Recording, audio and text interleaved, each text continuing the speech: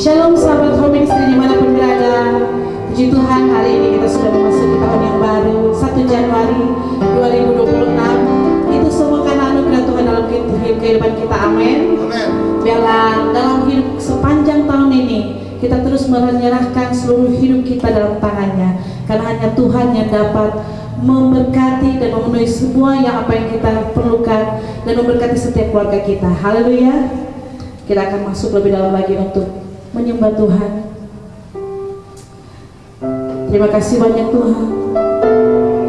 Kami bersyukur Bapa, kami bisa masuk di tahun 2026 ini semua karena anugerah-Mu dalam hidup kami Tuhan. Kami bersyukur kami bisa melewati hari-hari kami itu karena anugerah-Mu dalam hidup kami Bapa. Biarlah hidup kami selalu berada dalam tangan-Mu Tuhan. Kami mau menyerahkan seluruh hati dan pikiran kami, hidup kami, hidup keluarga kami dalam tangan-Mu Tuhan. Terima kasih Yesus.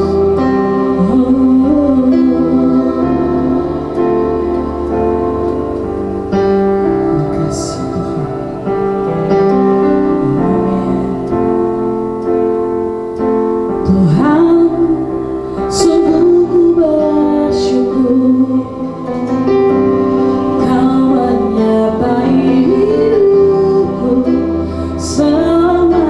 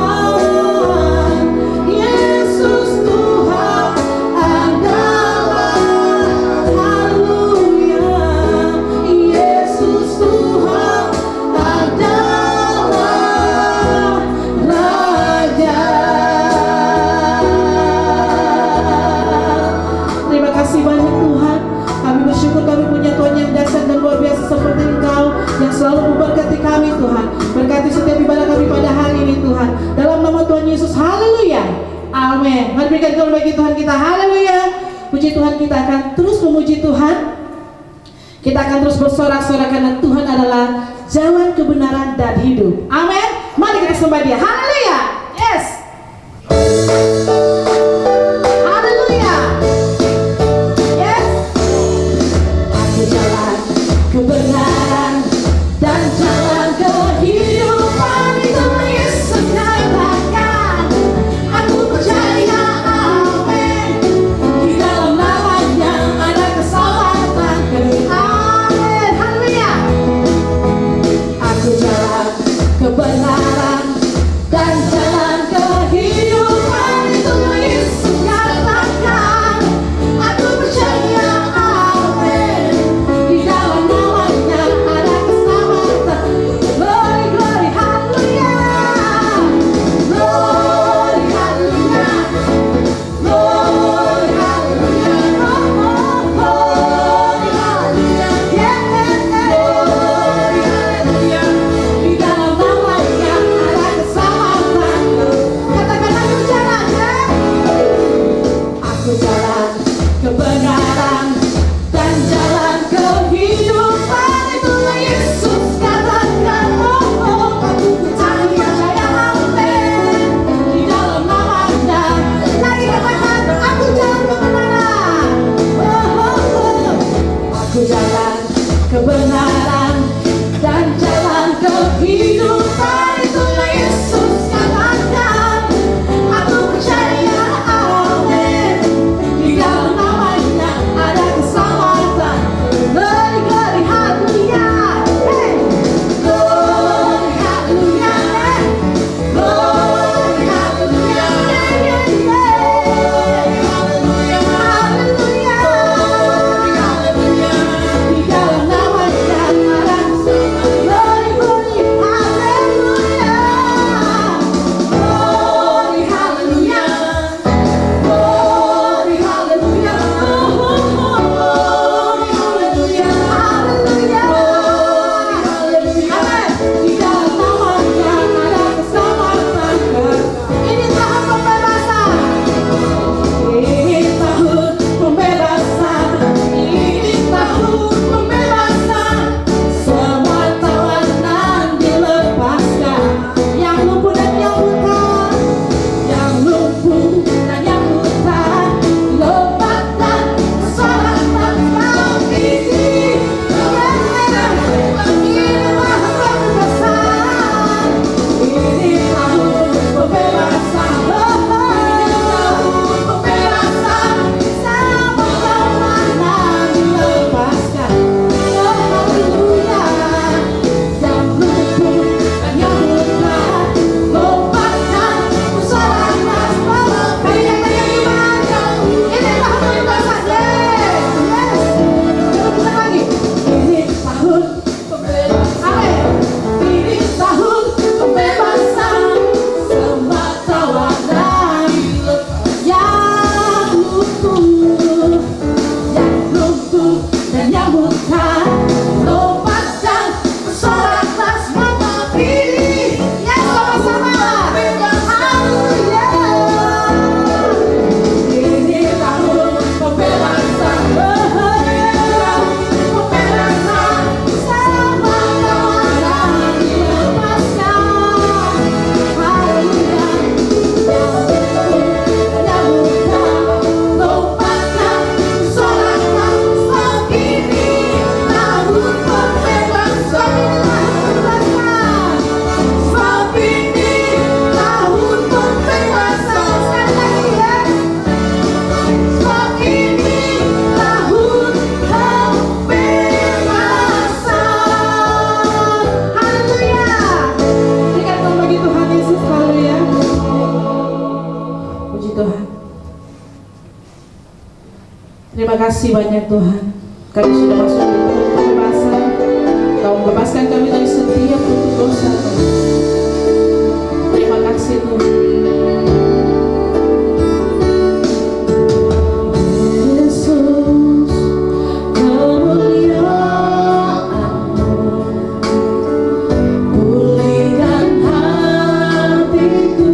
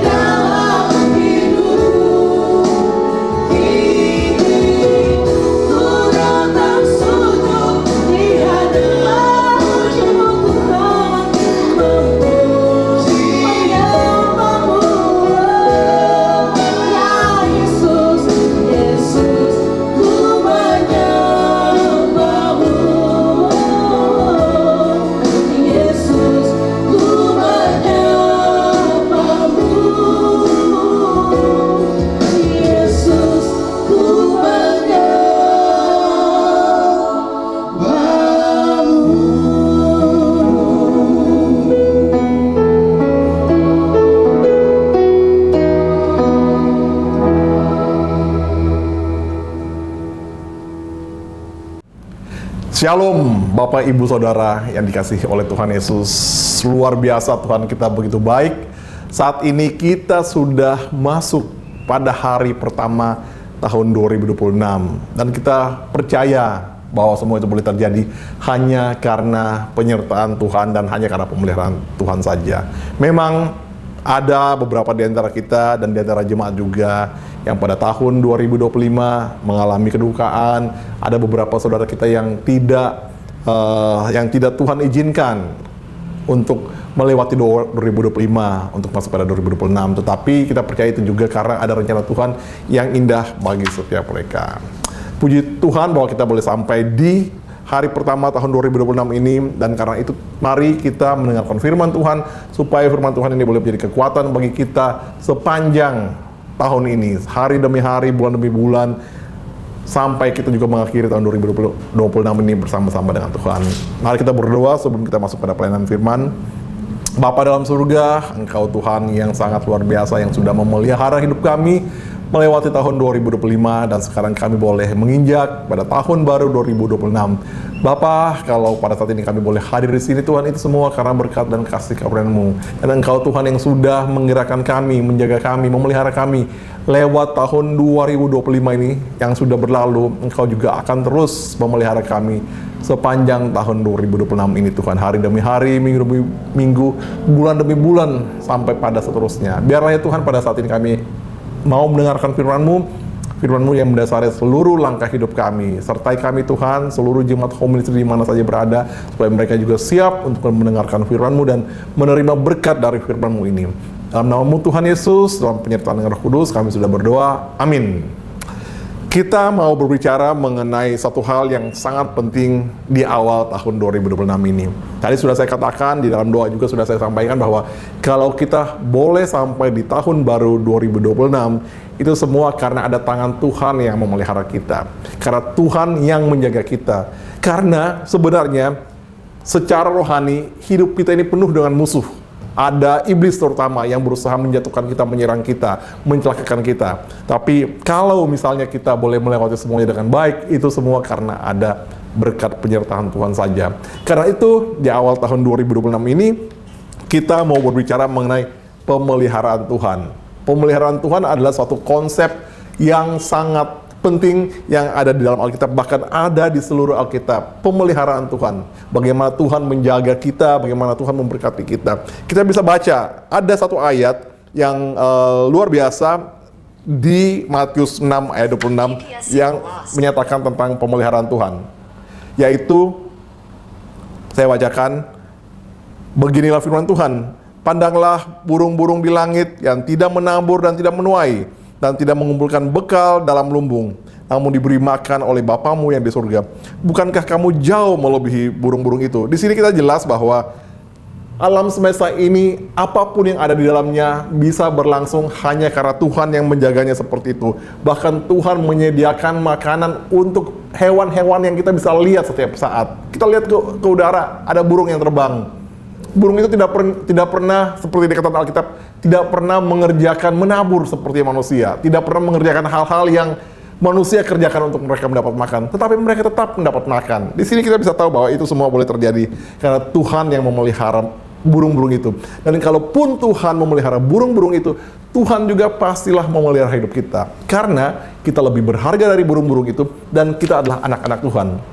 Satu hal yang kita juga lihat di Alkitab, pada kitab Kejadian, kita semua tahu bahwa manusia diciptakan di hari keberapa? Ada yang tahu? Di hari ke-6. Kenapa manusia diciptakan di hari ke-6?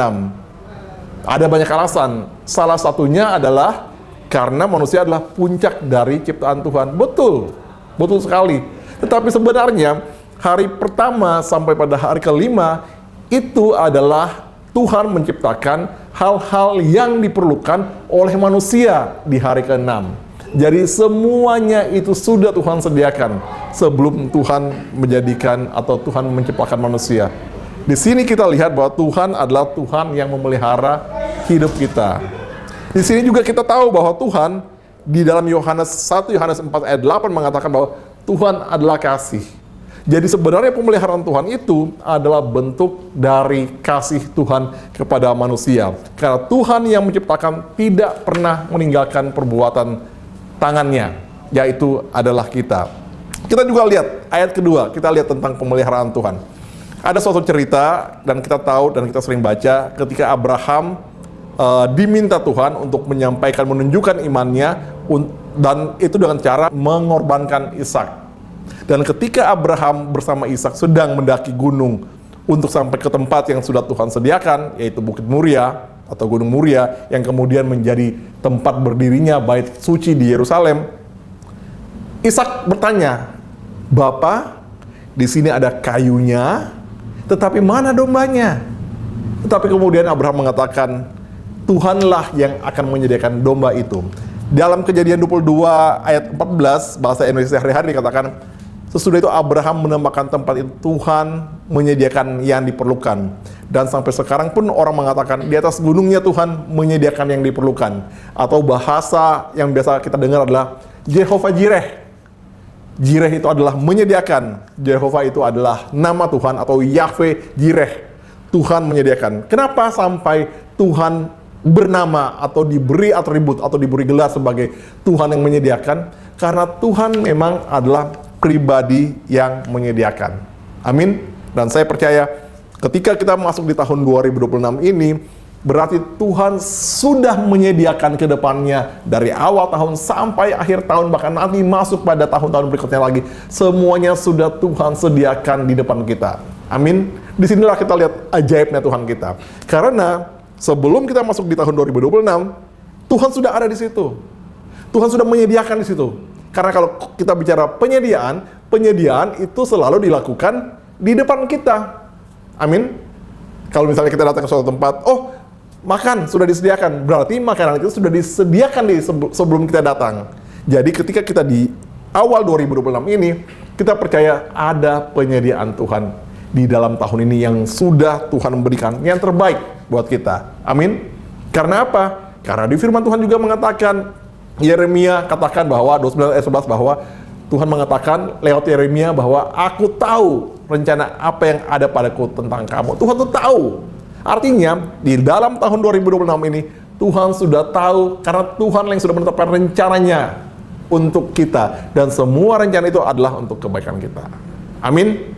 Mari kita masuk lebih dalam lagi belajar tentang pemeliharaan Tuhan. Dan salah satu firman Tuhan, bagian firman Tuhan yang sangat jelas menyatakan tentang pemeliharaan Tuhan adalah Mazmur 23. Kita pasti sudah sering dengar Mazmur 23, karena di Mazmur 23 itu Daud dia menuliskan kisah hidupnya, yaitu tentang Tuhan yang dia sebut sebagai gembalanya. Amin. Jadi kalau kita belajar, sebenarnya Mazmur ini dituliskan Daud sesudah dia sudah berumur, bukan muda lagi, tapi sudah agak senior. Sehingga sebenarnya Mazmur 23 ini adalah kesimpulannya Daud terhadap kisah hidupnya. Sangat luar biasa. Kita baca Mazmur ini dan nanti akan kita pelajari masing-masing ayat per ayat. Kita lihat, saya baca. Beginilah firman Tuhan, Mazmur 23. Tuhan adalah gembalaku, takkan kekurangan aku. Ia memberikan aku di padang yang berumput hijau. Ia membimbing aku ke air yang tenang. Ia menyegarkan jiwaku. Ia menuntun aku di jalan yang benar oleh karena namanya. Sekalipun aku berjalan dalam lembah kekelaman, aku tidak takut bahaya, sebab Engkau besertaku. Gadamu dan tongkatmu itulah yang menghibur aku. Engkau menyediakan hidangan bagiku di hadapan lawanku. Engkau mengurapi kepalaku dengan minyak. Pialaku penuh melimpah. Kebajikan dan kemurahan belaka akan mengikuti aku seumur hidupku. Dan aku akan diam dalam rumah Tuhan sepanjang masa. Saudara dikasihi Tuhan Yesus, Mazmur ini ditulis oleh Daud diawali dengan suatu pernyataan, suatu statement yang sangat tegas. Tuhan adalah gembalaku. Kalau kita baca di Alkitab Bahasa Indonesia, maka kita melihat bahwa ketika Daud menyebut Tuhan, itu bukan sekedar Tuhan secara umum. Tetapi kata Tuhan di situ adalah terjemahan dari bahasa aslinya Yahweh, YHWH. kalau kita menulisnya seperti itu. Dan biasa disebutkan dengan Yahweh. Seperti walaupun ada yang mengatakan Yehova atau yang lainnya sebagainya, tapi kita pakai saja Yahweh. Jadi ketika Daud memulai ayat ini, menulis Mazmur ini, Daud memulai dengan mengatakan bahwa Yahweh adalah gembalaku. Daud menyatakan bahwa yang menjadi gembalanya adalah Tuhan semesta alam. Tuhan yang disembah oleh Abraham, Ishak, dan Yakub. Tuhan yang kemudian menyatakan dirinya di dalam Yesus Kristus yang minggu lalu kita rayakan kelahirannya. Bahkan Tuhan Yesus sendiri menyatakan bahwa dia adalah Yahweh itu di dalam Mazmur 23 ini, karena dia juga mengatakan di Yohanes 10 dikatakan bahwa akulah gembala yang baik. Ketika Tuhan Yesus menyatakan itu, Tuhan Yesus sedang mengacu atau merefer pada Mazmur 23 ini. Jadi buat kita juga bisa berkata bahwa Tuhan Yesus adalah gembalaku, karena dia adalah gembala kita. Dia adalah penggenapan dari Mazmur 23 ini. Kita balik lagi ke sini. Jadi ketika itu Daud mengatakan bahwa Tuhan adalah gembalaku, Yahweh adalah gembalaku. Apa maksudnya? Di sini kita mesti tahu bahwa Daud adalah seorang gembala juga di masa mudanya. Ketika Daud menyatakan bahwa Tuhan adalah gembalanya, Daud sedang juga dengan cara lain menyatakan bahwa dia adalah dombanya Tuhan. Dan di dalam kehidupan orang Israel, hubungan antara gembala dengan domba itu adalah sebenarnya menyatakan hubungan kepemilikan. Jadi ketika Daud menyatakan kepada Tuhan bahwa Engkau adalah gembalaku Tuhan, atau kalau kita di Perjanjian Baru kita bisa berkata Tuhan Yesus Engkau adalah gembalaku, itu Daud sedang menyatakan bahwa saya adalah milik kepunyaan Tuhan. Amin. Saya adalah milik kepunyaan Tuhan. Kita baca sebagai penjelasannya Mazmur 100 ayat 3. Mazmur 100 ayat 3 mengatakan beginilah firman Tuhan, ketahuilah bahwa Yahwehlah Tuhan, dialah yang menjadikan kita dan punya dialah kita, umatnya dan kawanan domba gembalaannya. Amin. Artinya ini mendukung yang tadi saya katakan bahwa ketika Daud menyatakan bahwa Yahweh adalah gembalanya, Tuhan adalah gembalanya, dan dia menyatakan dengan cara lain bahwa saya adalah dombanya Tuhan, itu Daud sedang menyatakan bahwa Tuhan, saya adalah milikmu dan engkau adalah milikku, engkau adalah pemilikku. Amin. Jadi ini suatu statement, suatu pernyataan yang sangat penting, menjadi dasar dari iman kita juga.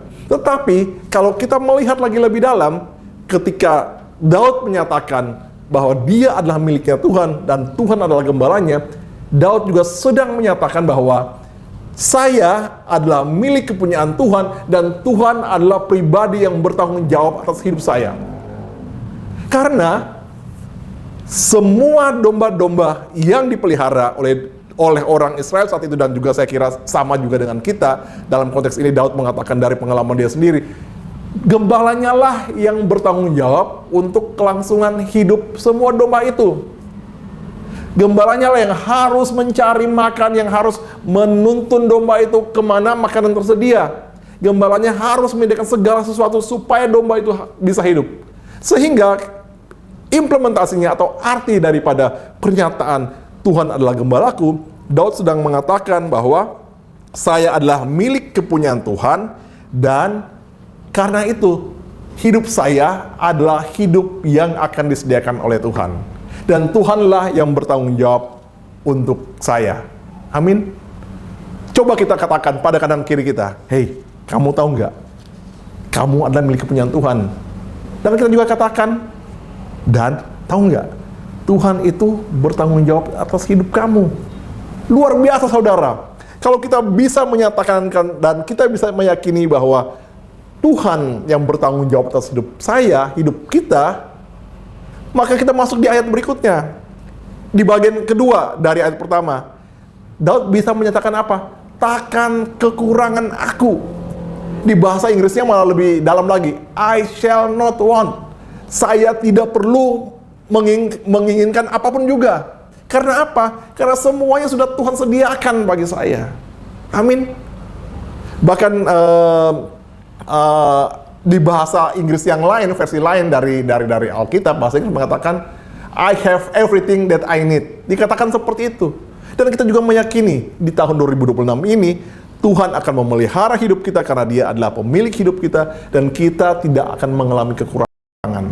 Amin. Karena Tuhan akan menyediakan segala sesuatu yang kita perlukan. Apakah seperti itu, semudah itu? Tentu saja tidak seperti itu. Karena ada ayat-ayat berikutnya. Dikatakan sebagai manifestasi atau sebagai gambaran dari ketidakkekurangan Daud sebagai dombanya Tuhan. Daud mengatakan di ayat kedua, Ia membaringkan aku di padang yang berumput hijau. Ia membimbing aku ke air yang tenang. Saudara, ini gambaran yang sangat unik. Karena apa? Daud mengatakan sebagai domba, dia dibaringkan oleh Tuhan di padang yang berumput hijau. Saudara tahu domba itu makannya apa? Domba itu makanannya rumput.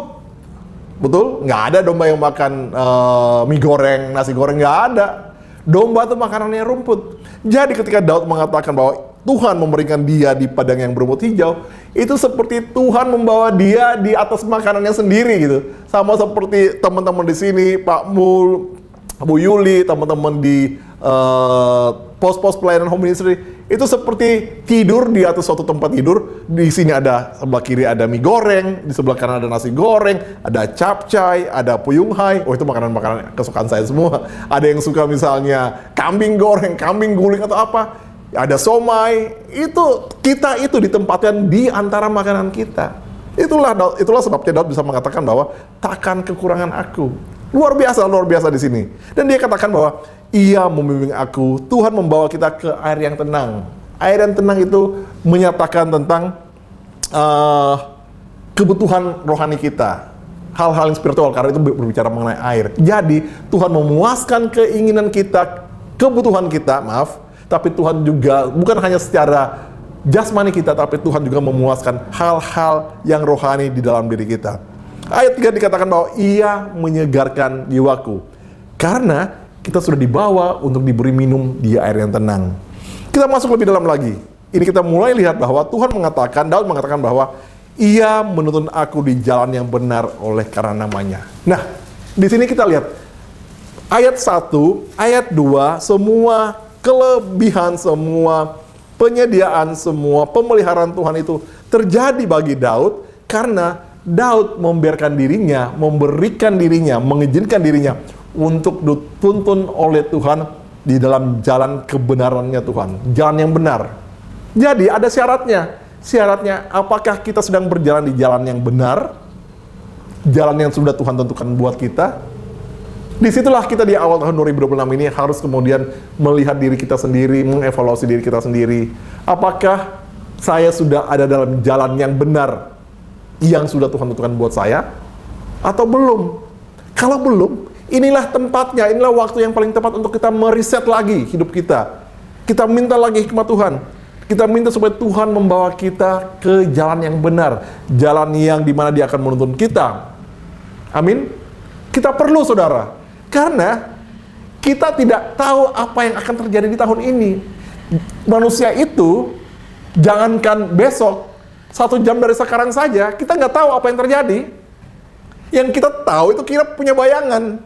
Kita hanya membayangkan, oh ini akan terjadi. Misalnya saat ini, Bapak Ibu Saudara di pos pelayanan home ministry sedang duduk di rumah masing-masing beribadah, dan sudah ada sediakan makanan. Mungkin Ibu Yuli atau ibu-ibu yang lain sudah menyediakan makanan, sehingga dalam pikiran apa? Oh, habis ibadah kita akan makan bareng nih.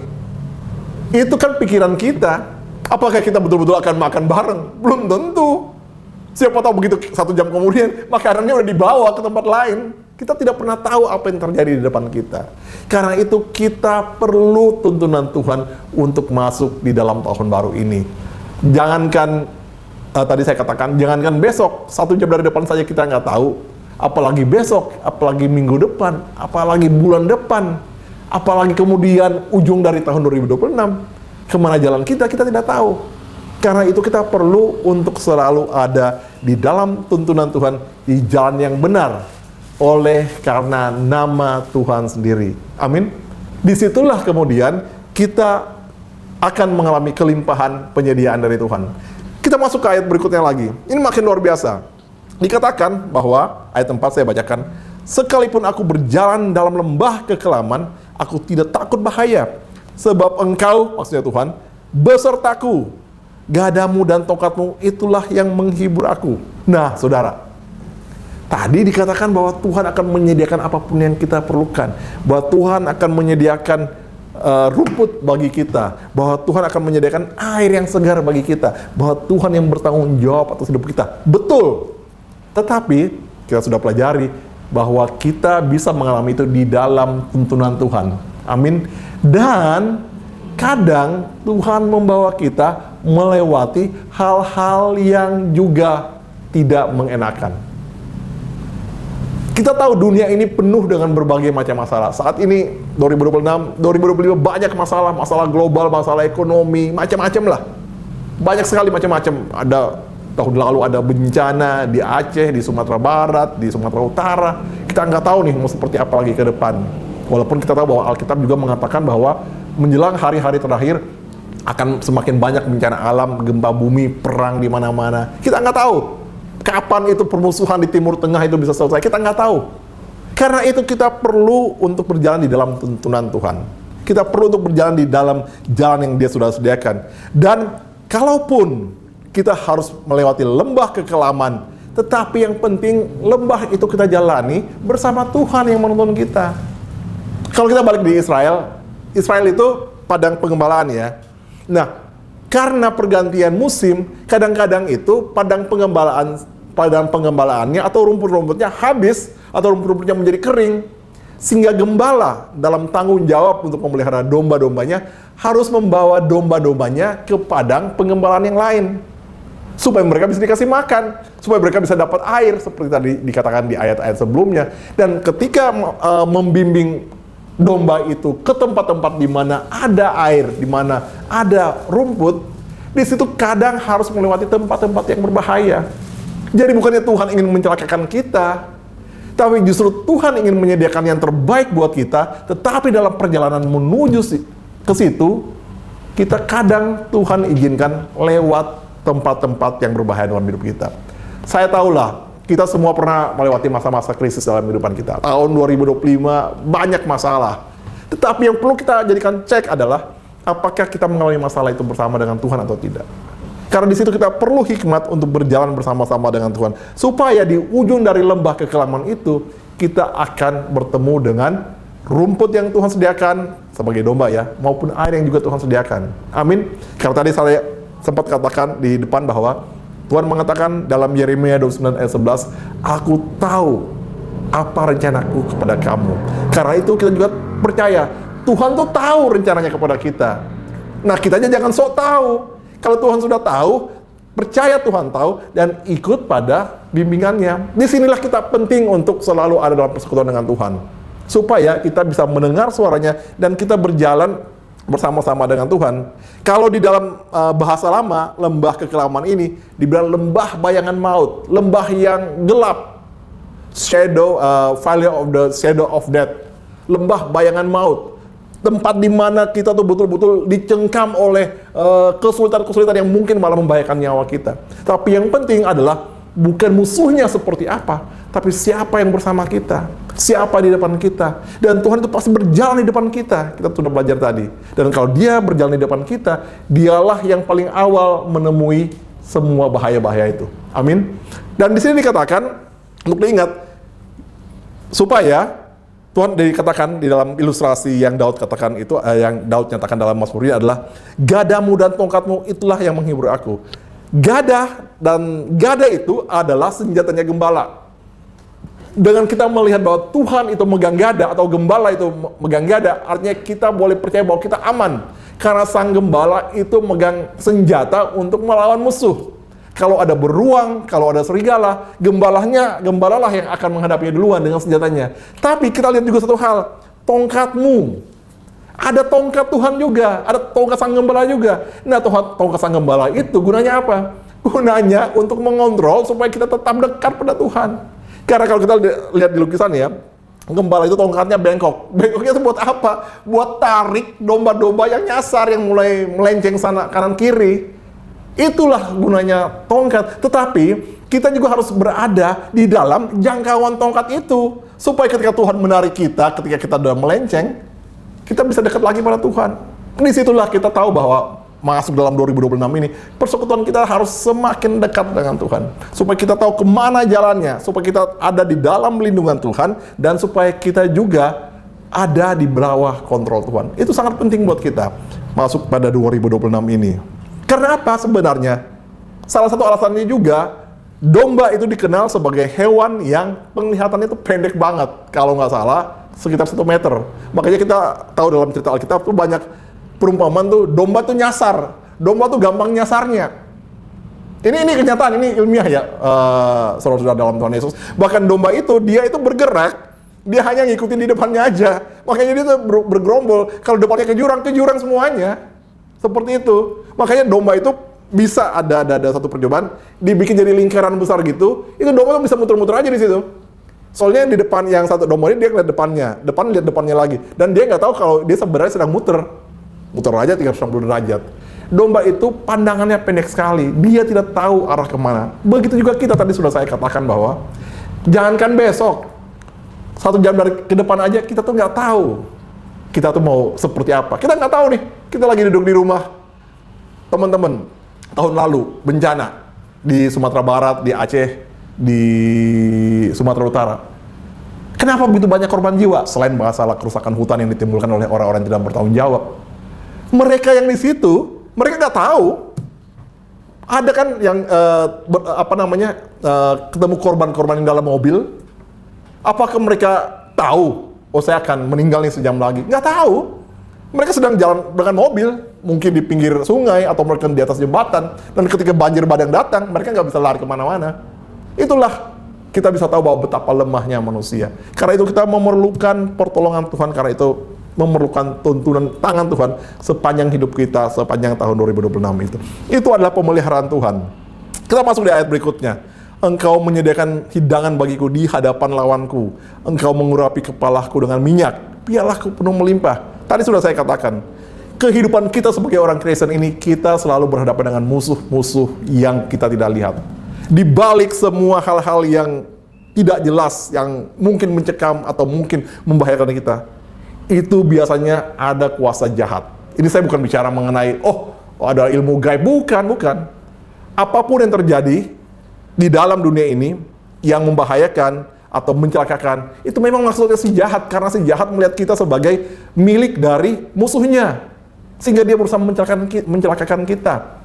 Di Perjanjian Baru, di surat Petrus dikatakan, berjaga-jagalah, karena iblis itu seperti apa? Seperti harimau yang mencoba menerkam kita.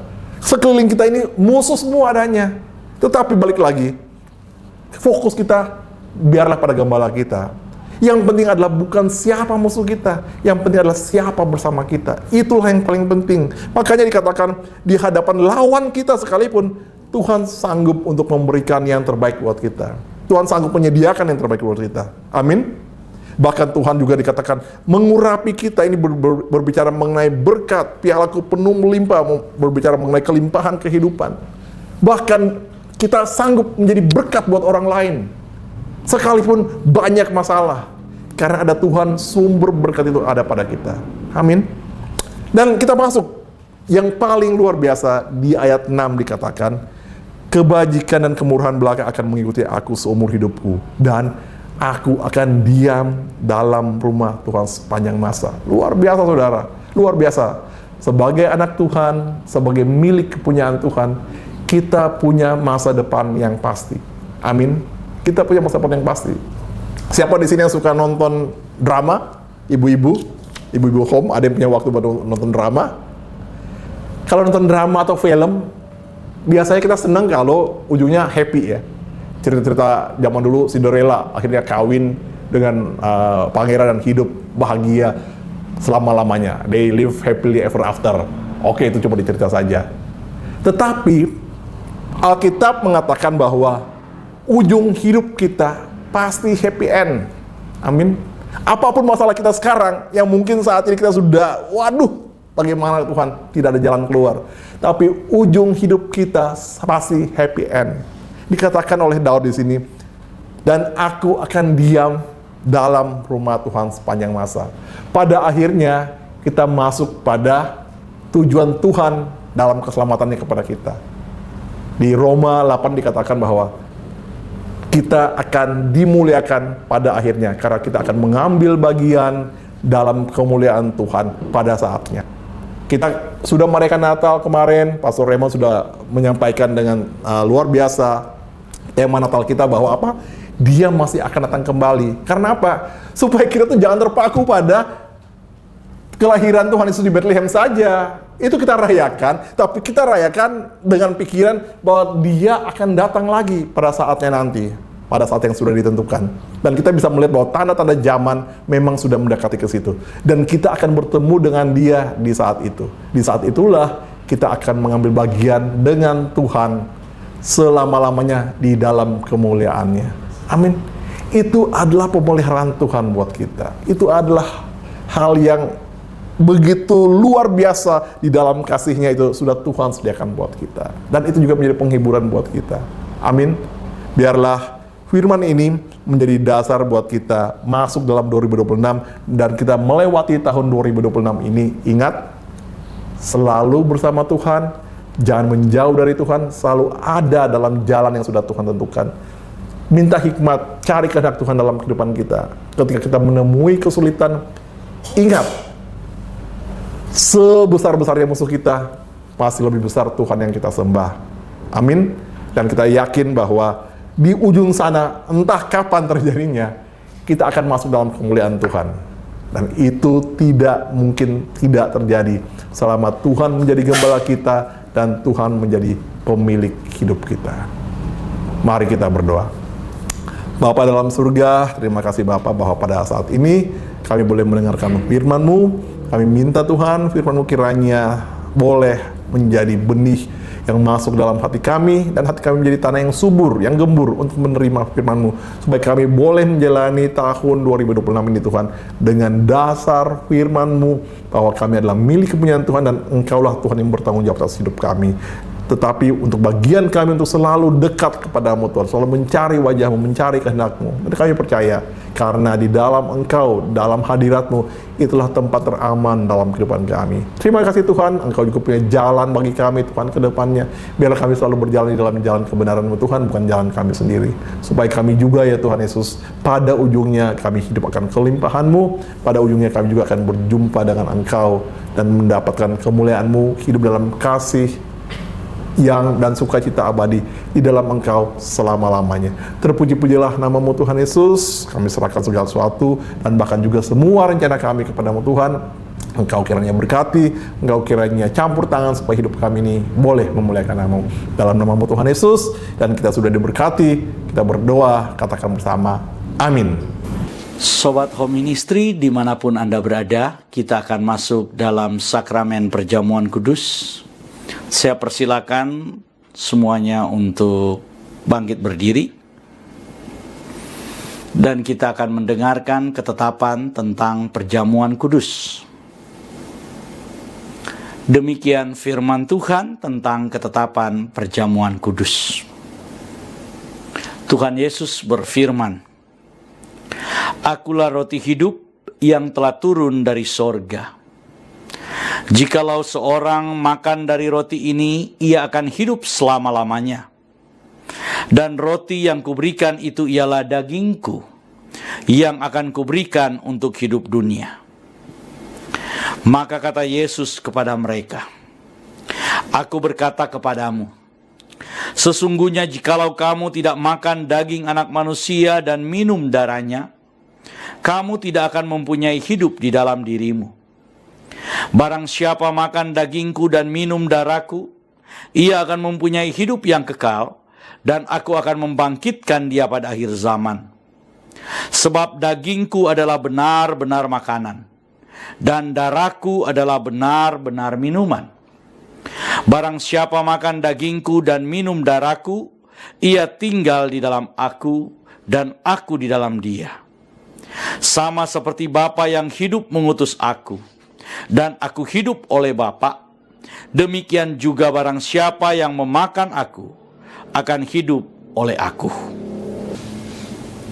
Dan ketika mereka sedang makan, Yesus mengambil roti, mengucap berkat, dan memecah-mecahkannya, lalu diberikan kepada murid-muridnya dan berkata, "Ambillah, makanlah, inilah tubuhku."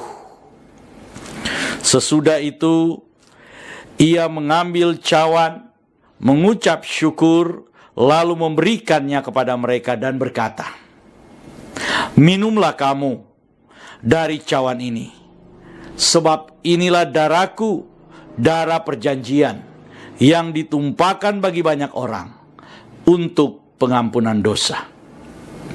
Kalau kita percaya bahwa roti dan anggur ini adalah persekutuan dengan tubuh dan darah Yesus, mari kita angkat lebih tinggi dari kepala kita dan sama-sama kita mengaku, dalam nama Tuhan Yesus, aku percaya inilah tubuh dan darah Yesus. Kalau saya makan tubuh Yesus dan minum darah Yesus, maka saya percaya semua dosa-dosa saya telah diampuni dan dihapuskan oleh Tuhan. Saya percaya oleh darah Tuhan Yesus, semua sakit penyakit saya telah disembuhkan. Saya percaya oleh darah Yesus, semua kutuk telah dipatahkan. Saya percaya kalau saya makan tubuh dan minum darah Yesus, maka saya akan diberikan tubuh kebangkitan yang akan diangkat untuk bertemu dengan Yesus di awan-awan yang permai. Oleh karena itu, saya terima tubuh dan darah Tuhan Yesus. Jadilah sesuai firman Tuhan.